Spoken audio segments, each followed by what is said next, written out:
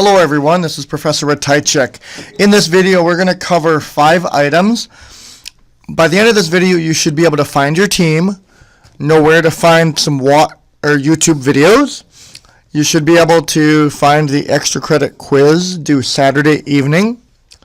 Make pre-game decisions by Saturday evening as a team or as somebody on the team. You have to elect that. You can talk before the exam on Friday, after the exam, fire an email to everybody, and then finally play the game on Monday, Friday, and then the final Monday.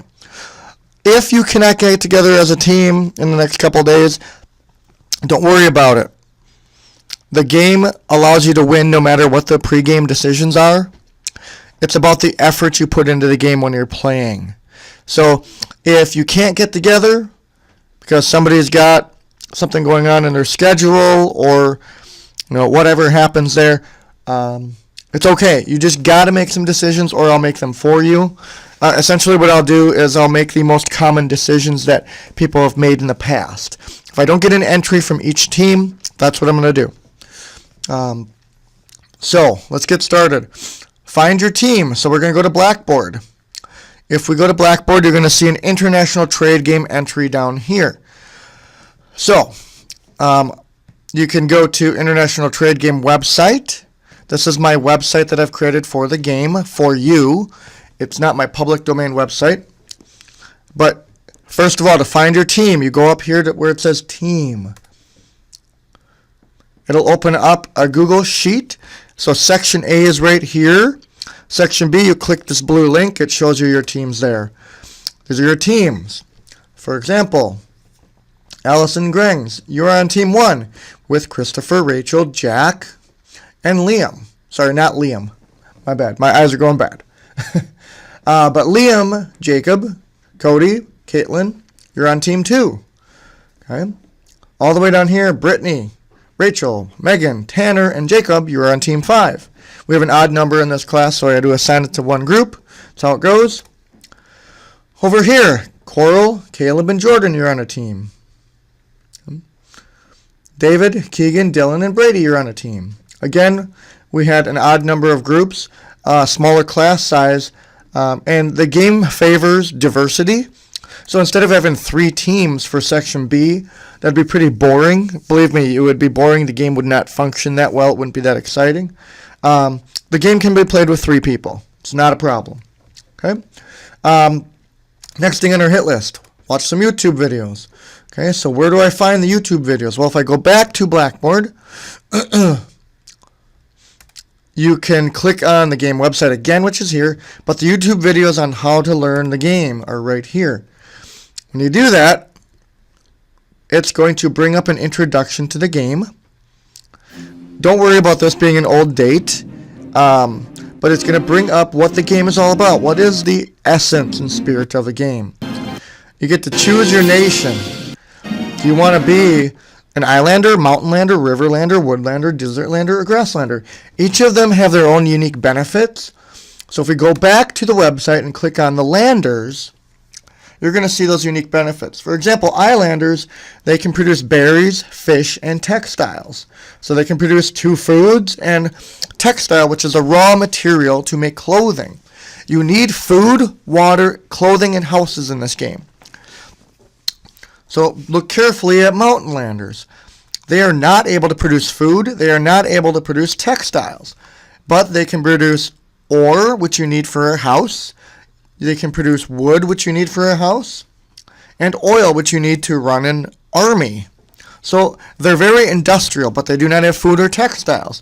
So if you're a mountainlander, you're going to be pretty powerful, but you're going to rely on food from another nation that can produce food. That's how this game works. It's all about trading. Okay? As you get going, there are other videos. I want you to watch at least the next 2 videos. Production, it's a 5.5-minute video, and Citizen Board. Those are important. Watch number 2 and number 3 from this playlist. Okay, if nothing else. You will get some extra credit questions based on national achievement and war as well. So you're going to want to look at those if you're interested in extra credit as well. So just be mindful of that. But I want you to watch top the topic production, and citizen board before the game starts on Monday. Okay, what's the next on our agenda? Takes the extra credit quiz. Where is that? It's on Blackboard. It's right here, literally right here. You can begin it. You can only take it one time. Do not begin it and then close it. It will take your score. It's extra credit. Those are my rules for extra credit. I look at extra credit as I do not need to offer you extra credit. Do not expect extra credit out of me if you take another class with me. But that said, you do get the opportunity to have some extra credit. But the requirement is it is not unlimited attempts. It doesn't take your highest score, just like unlike the regular quizzes. So only open it if you intend to complete it in that sitting. Okay? Next on our list, play the game or pregame decisions. Okay, so we go back up here to pregame decisions. One person from your team, okay, needs to make the decisions. Enter your team leader's name below. Jack, Jake, Caitlin, Brittany. Okay, your team number. You have that in your spreadsheet. I gave that to you in the spreadsheet when we looked at different places. What time does your class start? What are your top 3 picks for Lander? Which one? And the reason for this is I only allow 2 teams in each class to be the same Lander. So I will only let 2 teams be Islanders, 2 teams be Mountainlanders, etc. So if you all pick Islanders, I'm going to look at the time that your team filled out the form, this form here, and I'm going to award it on a first-come, first-served basis. Then I'm going to look at your second pick.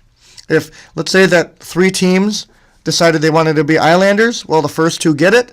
Then I'm going to look at that third team's second pick and pick for them and put it in here. Down here, pick government. This game has event cards. Okay. Okay.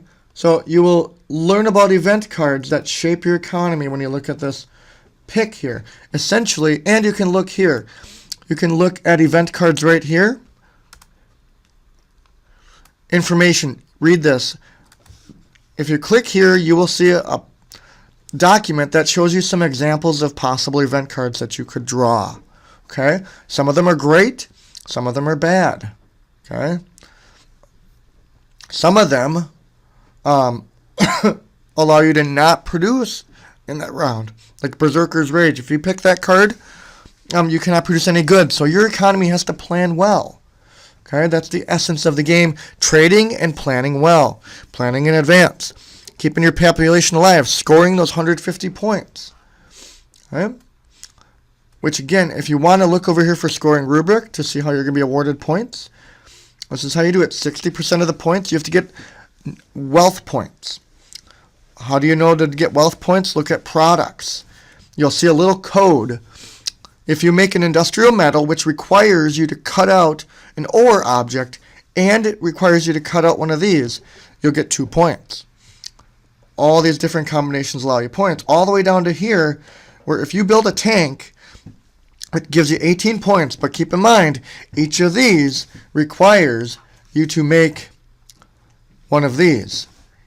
So this is going to be like a lot of things for you to cut out. So be very careful. Don't just cut out these items by themselves. You'll be disqualified and forfeit that tank. It's not going to be fun. Okay. The other pregame decisions. Let's look at that again. Let's go back.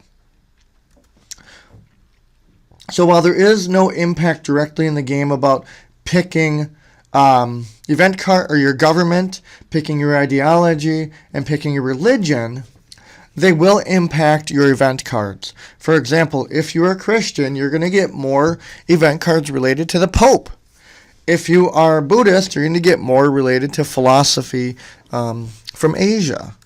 Also down here's a drop-down menu that will also add a little flavor to your event cards based on what does your team feel is an important issue in society these days. You know, poverty and homeless, religious freedom, food and water safety, lack of education, access and or affordability, artificial intelligence and robots. That will help identify the event cards that you could possibly get in the game. because the event cards draw electronically. The rest of the game is physical. Okay, you will be cutting out objects to produce production. Okay, so that hits our goals. Again, you need to take the extra credit quiz by Saturday, make the pregame decisions by Saturday, and then we'll be ready to play on Monday. Now, Monday is going to be really training on how to play. It's important, everything counts, but there are some things that I don't do on Monday, such as we will not be conducting war on Monday. There's a couple of other consumption things that I don't allow. So again, go look at those YouTube videos, look at production, look at the citizen board. Very important that you do those things. Look at production, look at the citizen board. That's under 10 minutes of your time. So go ahead, look at that, because the trade game's a lot of points. If you play hard and you keep playing, you will get all those points. I promise you that. So it's not about, oh my God, he's got like an hour of YouTube videos. I don't have time for this. Well, actually, you kind of do, because I never give you homework in this class. So that's your homework. But if time is short, production and citizen board is where I need you to be ready to go. Trade is important as well, but production and citizen board, very important. Because look at here, I give you image, I talk about it, and it pops up here. This is going to be your citizen board. At any moment, it'll pop up. So that's your citizen board. It talks about what you need on your board. So let's just look briefly. This is clothing. This is food. This is water. This is a first aid kit, which is optional. And this is a religious symbol that is optional. The first three are required. Every round, a volunteer will come by and take your water and your food. So you have to keep replenishing it every round. This you get to keep every round, but you still need it, or we will kill one of your citizens. Citizens at the end of the game are worth 5 points. So if you keep 30 of them alive, you get all the points you need for the game. It's that simple. We also award you for the products that you build. Like I just showed you in the product section, you will get the face value wealth points for those products. Okay? Excellent.